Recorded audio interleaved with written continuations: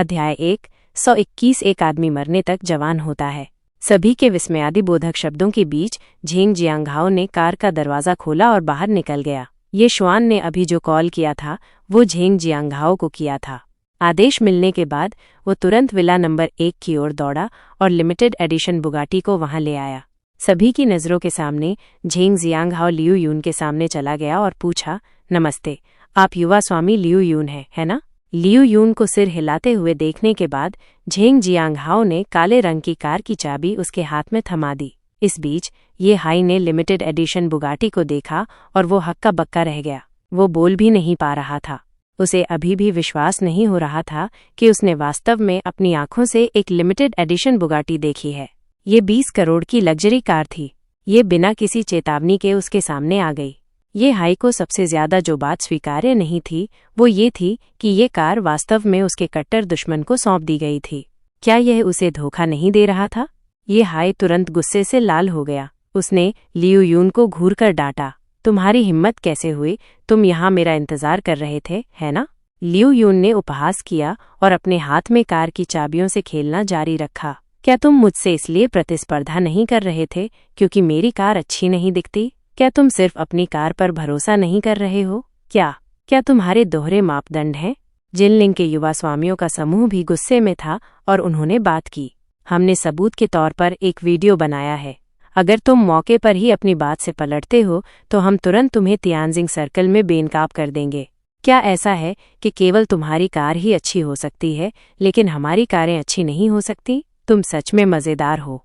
जब शर्त लगाई गई थी तो किसी ने भी कार का जिक्र नहीं किया था। तुम अब परेशानी खड़ी करने के लिए क्यों कूद रहे हो? अगर तुम्हें हारने से डर लगता है तो बस मान लो, कार छोड़ो और यहाँ से निकल जाओ। जिनलिंग के युवा स्वामी सभी बेहद उत्साहित थे क्योंकि उन्होंने ये हाई की ओर अपने हाथों में वीडियो लहराया। ये हाई बहुत असहाय था।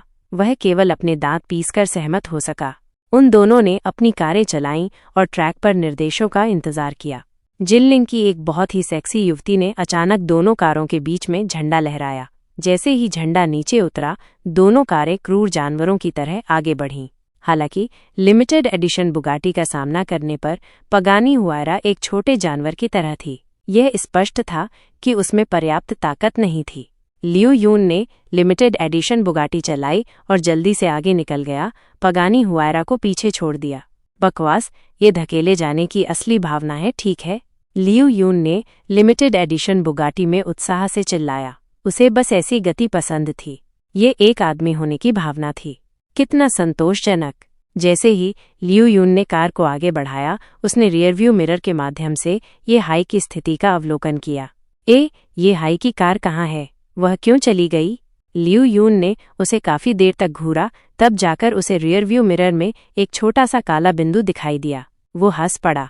अगर पगानी हुआयरा बहुत खास नहीं होती तो वो उसे पहचान नहीं पाता। इस समय ये हाई की भावनाओं को उदास शब्द से वर्णित नहीं किया जा सकता था। इतने सालों तक चील बनने के बाद उसकी आंखों को वास्तव में एक छोटे पक्षी ने चोंच मार दी थी। चलो चलो, तुरंत चलो, ये हाई जोर से चिल्लाया और उसने पागलपन की हद तक एक्सीलेटर पर पैर रखा। हालांकि अंत में उसे निराशा में एहसास हुआ कि भले ही वो कार में मौजूद सभी हॉर्स पावर का इस्तेमाल कर ले, फिर भी वो लिमिटेड एडिशन बुगाटी से और दूर होता जा रहा था। उसने अपनी पूरी कोशिश की थी लेकिन वो मुश्किल से दूसरे पक्ष की टेल लाइट्स को देख पा रहा था। इस समय लियू यून, जो उसके सामने था, जानबूझकर उसे उकसा रहा था। उसने 2 बार अपनी टेल लाइट्स भी चमकाईं। ये बहुत ज्यादा था। ये बस बहुत ज्यादा था। हालांकि ये हाई ने कितनी भी कोशिश की, वो इस प्रतियोगिता को हारने के लिए पहले से ही तय था। जब वो फिनिश लाइन पर पहुंचा तो लियू यून पहले से ही जिनलिंग के युवा स्वामियों के समूह के साथ जश्न मना रहा था। ये देखकर कि ये हाई देर से आया है, एक युवा स्वामी जिनलिंग ने उसकी ओर देखा और गर्व से मुस्कुराया। तुम्हें देर नहीं हुई है। तुम आखिरकार हमारे जश्न में शामिल हो गए। क्या तुम हमारे साथ शामिल होना चाहते हो? ये हाई इतना गुस्सा था कि उसकी नाक टेढ़ी होने वाली थी। उनका देर नहीं हुई से क्या मतलब था? उनका पकड़ने से क्या मतलब था? वह लियू यून से केवल 1 या 2 मिनट धीमा था। इन बदमाशों की हिम्मत कैसे हुई कि वे उसका इस तरह मजाक उड़ाएं? क्या वे सभी मरना चाहते थे? उन्होंने बेशर्मी से उससे पूछा कि क्या वो उनके साथ जश्न मनाना चाहता है। ये हाई का चेहरा बेहद काला था। इस बीच लियू यून मुस्कुराया और ये हाई के सामने चला गया। उसने अपने हाथ फैलाए और जानबूझकर घृणा में कहा, तुम्हारी तरह एक अमीर युवा स्वामी अपनी बात से नहीं पलटेगा, है ना? ये सुनने के बाद जब ये हाई ने सोचा कि वो पगानी हुआयरा को खोने वाला है तो उसका दिल टूटने वाला था। ये एक सुपर स्पोर्ट्स कार थी जिसे उसने 2 करोड़ युआन से ज्यादा में खरीदा था। उसने अभी तक इसे खेला भी नहीं था। जब सभी ने ये हाई का दर्दनाक चेहरा देखा तो उन्होंने तुरंत अपने फोन निकाले और व्यंग्य से कहा, हालांकि हमारे पास सबूत हैं, लेकिन ये उसकी बात से पलटने की तुलना में कुछ भी नहीं है ना? चूंकि वो हार मानना नहीं जानता है, इसलिए हमारे लिए उसका वीडियो पोस्ट करना कोई बड़ी बात नहीं है ना? तुम्हारी हिम्मत कैसे हुई? ये हाई तुरंत गुस्से से लाल हो गया जब उसने उनके शब्द सुने। उसने कार की चाबी लियू यून के हाथ में थमा दी। मैं स्वाभाविक रूप से हार मानने को तैयार हूँ। अब जब मैंने कार की चाबी सौंप दी है, अगर तुम में से किसी ने भी वीडियो पोस्ट करने की हिम्मत की तो मुझे तुमसे संबंध तोड़ने के लिए दोष मत देना। जिनलिंग के युवा स्वामी अपनी आंखें घुमाते रहे। सभी को बस उम्मीद थी कि वो हार मान लेगा। उनका उससे संबंध तोड़ने या न तोड़ने से क्या लेना देना था? वह यहाँ किसे धमका रहा था? ये हाई कार हार गया और उदास होकर पहाड़ से नीचे उतरने के अलावा कुछ नहीं कर सका। अपनी इज्जत बचाने के लिए उसने वहां मौजूद सभी लोगों को बुरी तरह घूरा। तुम्हारी हिम्मत कैसे हुई ये परिवार की चीजें लेने की? मुझे उम्मीद है कि तुम इसका इस्तेमाल करने में अच्छा समय बिताओगे। ये हाई को उदास होकर जाते देखकर सभी ने खुशी मनाई। वो जिनलिंग को नीचा दिखाने के लायक था।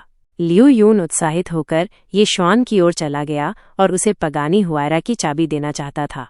आखिरकार अगर ये श्वान ने उन्हें अपनी कार उधार नहीं दी होती तो वे पूरे जिनलिंग को शर्मसार कर देते। इस प्रतियोगिता को जीतने की तो बात ही छोड़िए।